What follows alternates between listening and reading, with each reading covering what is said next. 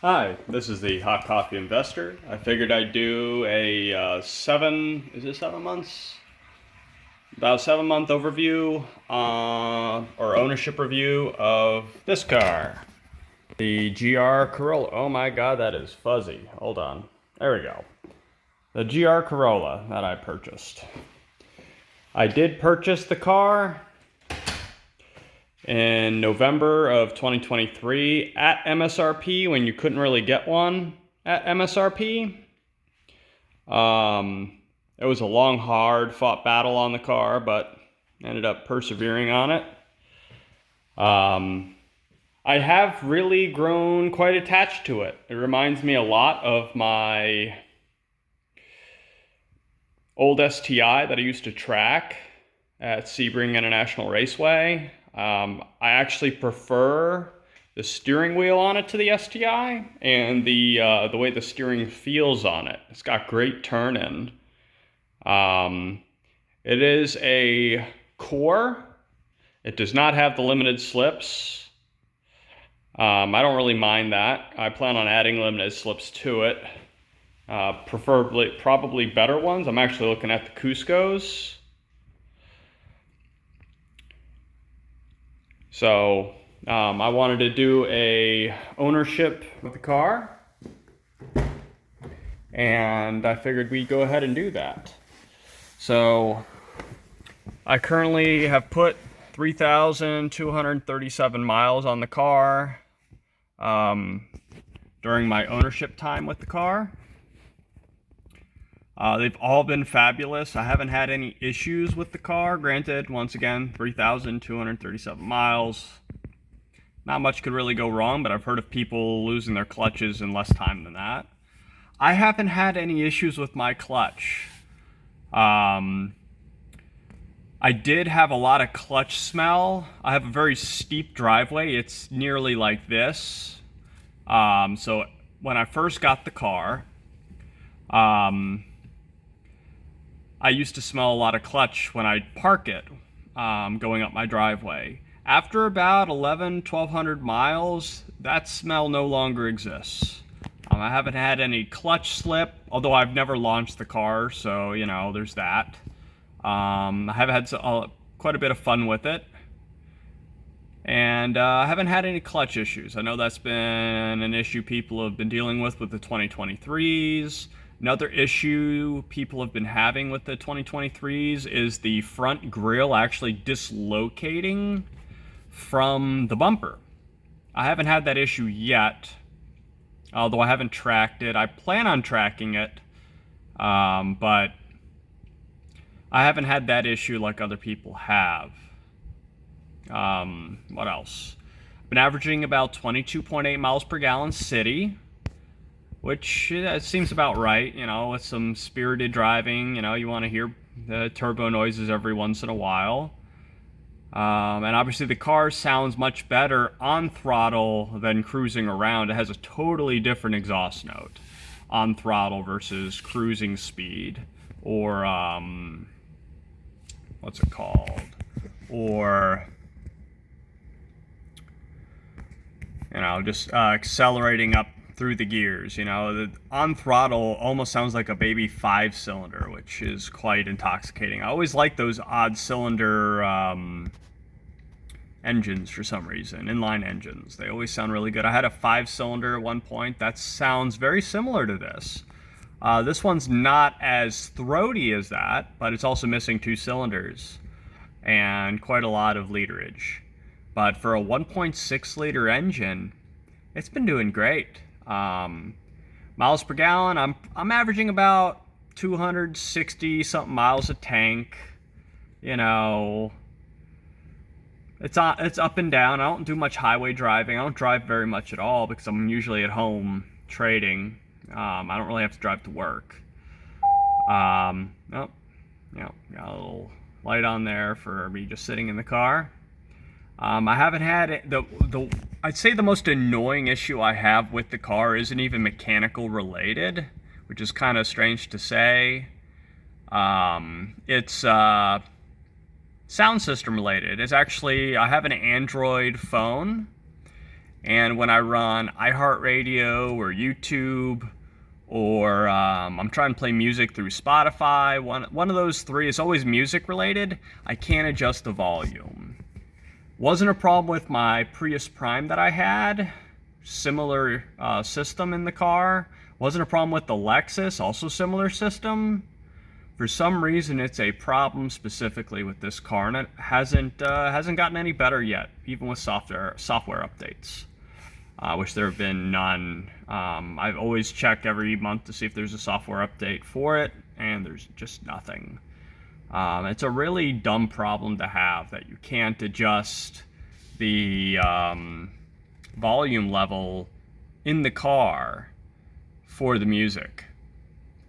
And I hope they remedy that somehow, because I play a lot of music for my son through my phone, and I can't adjust the volume. It's really quiet. Like, I have it maxed out as far as it'll go on the phone, which is the only way I can adjust it, and it's just super quiet. So if y'all have any other GR Corollas owners have any recommendations for that doesn't void the warranty, please let me know, and I'd be happy to try it. But let's go. I guess I'll do show the engine. I'm sure everyone's seen this engine by now. So let's go ahead. Let's do it. But overall, the car's been great. I haven't had any problems. The shifter was really, really notchy in a bad way when I got it, but it hasn't.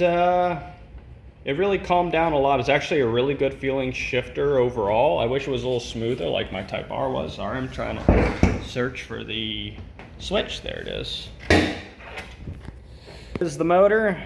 Haven't had any issues with it so far. I have a K&N filter in the box, which I swapped out as soon as possible. Ironically, what's it called? What's the company?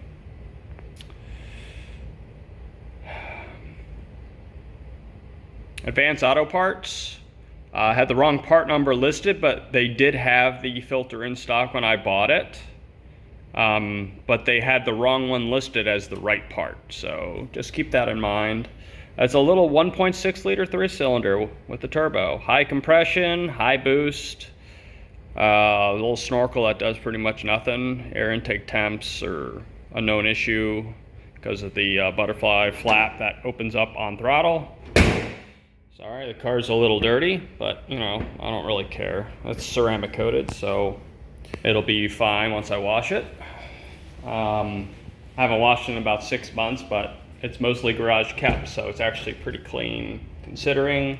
Although, I will say, one of the biggest problems I have with the car, and I know it's a common problem for everyone else, is the brake dust. Hasn't gotten much worse, but at about 200-300 miles, this is how the brakes look. And the brakes are absolutely fabulous on this. All right, hold on.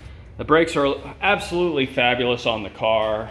The amount of braking feel and aggression you can put into them is absolutely amazing. They definitely put my old STI's brakes to shame. Absolutely.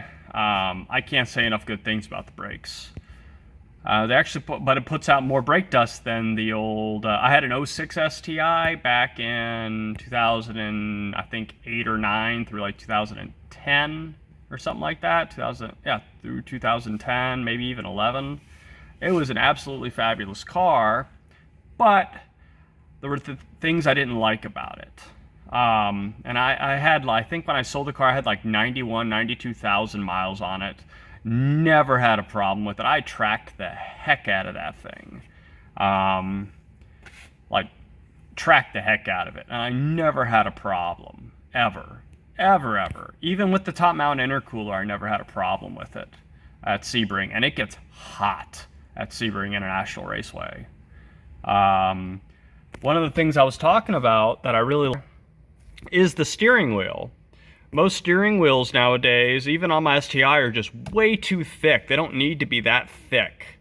But I can actually wrap my hand all the way around it without, and I have big hands, but I can wrap my hand around it really comfortably, and it's just, in my opinion, and it's just my opinion, the right amount of thickness for it.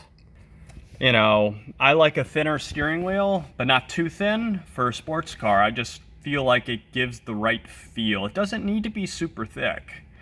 My STI steering wheel, pretty darn thick. The steering feel was really good, but the thickness of the steering wheel wasn't my favorite, to be honest.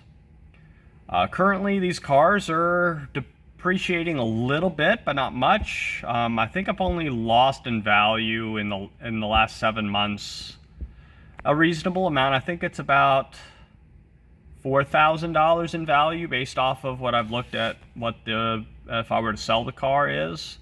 So I'm pretty pleased with how it's holding on to its value. Obviously, when I first bought it, it was worth more than what I paid for it because everyone was paying over MSRP, but I never really expected that to stick around.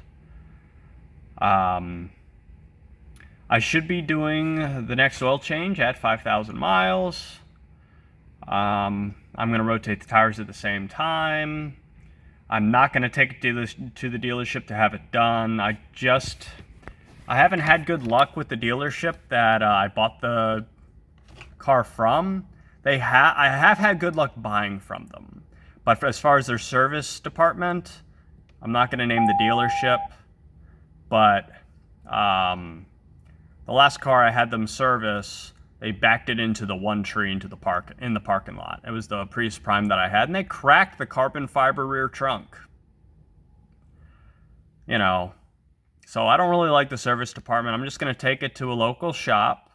I guess I'll put that shop out there. It's going to be Circuit Motorsports here locally. They worked on the car prior when it came to the exhaust, and they did a great job.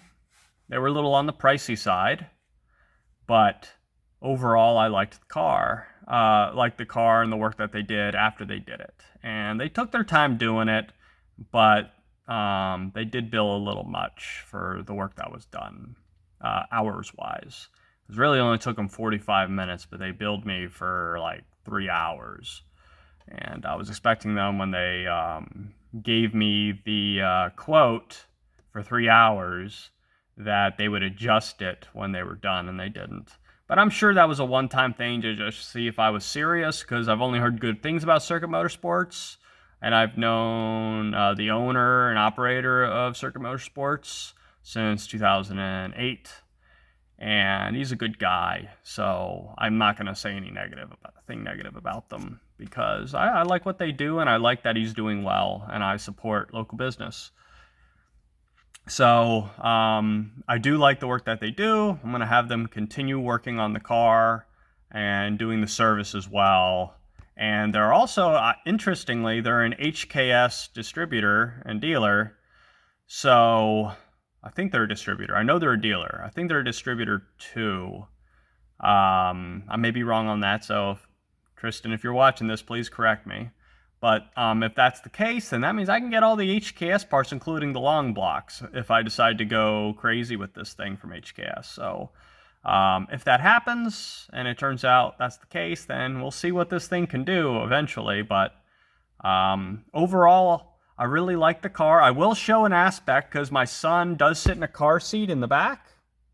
So let's go ahead and show the issues with car seats. Because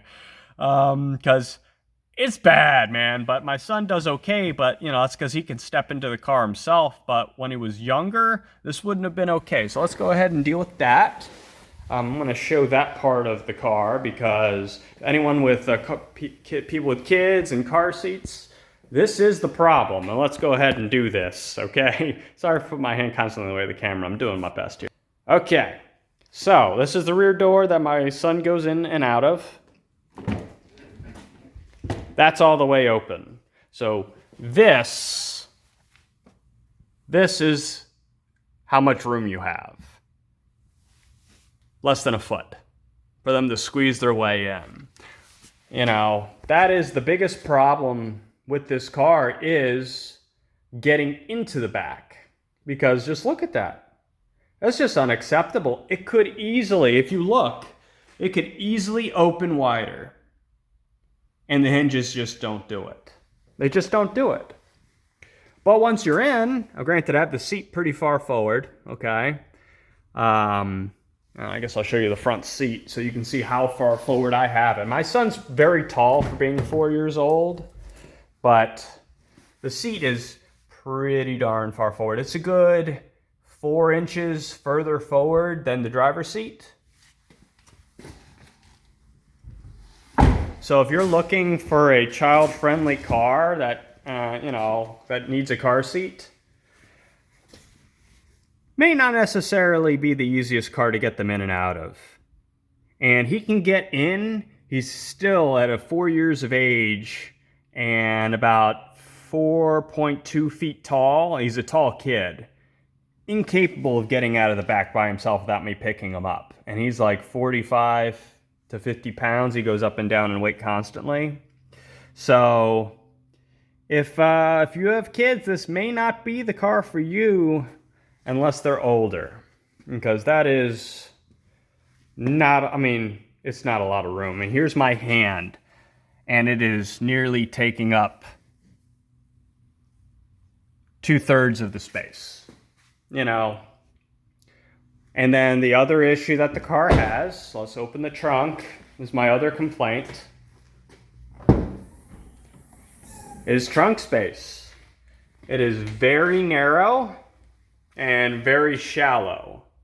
And because of the extreme angle of the trunk and the depth, you can fit all your groceries in and no problem, and you could push the back seats down. Obviously, I don't do that because of the child seat, but you really don't have much space here.